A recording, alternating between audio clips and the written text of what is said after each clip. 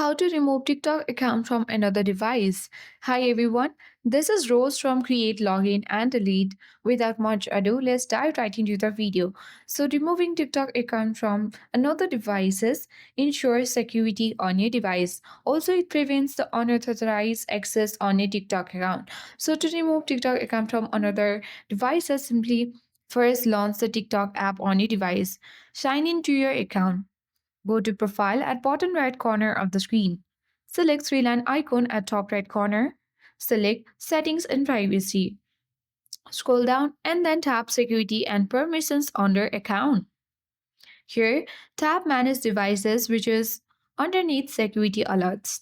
And here on the section, you will see all the devices where your TikTok has been logged in. If you find any unauthorized access, simply select the bean next to that particular device and then tap the remove button.